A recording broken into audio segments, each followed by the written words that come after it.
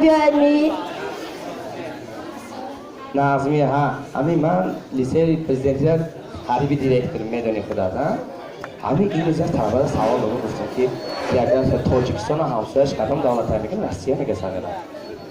خطو میکنی گفتم همه قد فهمانم چه قد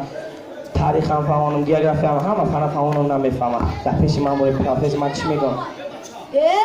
السلام علیکم معلم شکوی جان یه سلام علیکم نظم شما ساز می مغز هسته ساز رحمت شکنان عظمالی نه شکر همه خوب تینگ چرا قصد پارت کرده استه همین من میگم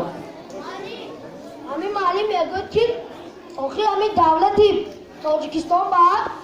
کدام دولت نزدیک میگم من طلبه‌ام گفتم همین که اسفنای تاریخ گیوگرافی آنها چی نمیدونن میگن که دولت همسایه تاجیکستان گرمانیا دیوانه این معلم حاضر هم خیلی هست من پروفسور باشم آخه من همه چرا میدونم اون تکوی پروفسور من کوی پروفسور توقی را بیا آخه سوال دارم یا سوال اگر همین سوال دانستی بهات پنجه مدامی خفه کردیست میدونم من سوالا نگویم میدونم سوال نگویم اولی بته کو بگو نه بته سوال تا سوالم همیه همه میدانمش چیه نمیدانمش چیه معلوم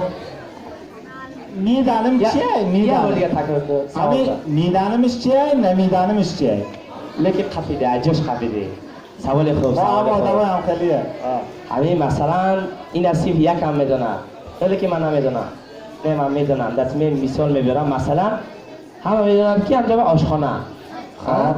لیکن من میدونم که انجام آشخانه لیکن نمیدونم که در جا اوقات چی وقت هستن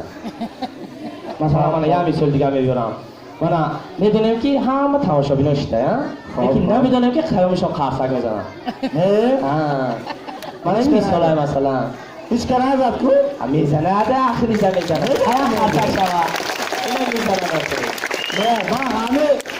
سوال هم جواب آنقا بگم همین سوال جواب شا بگم آنق شا من جواب شما فنا تنستم همه فکر من قاطع همین میدانمش همینه که میدانم که میم بره که میمونی نه که علمینه نمیدانم که کی میم بره همینه اطلاعات که از این دارید جان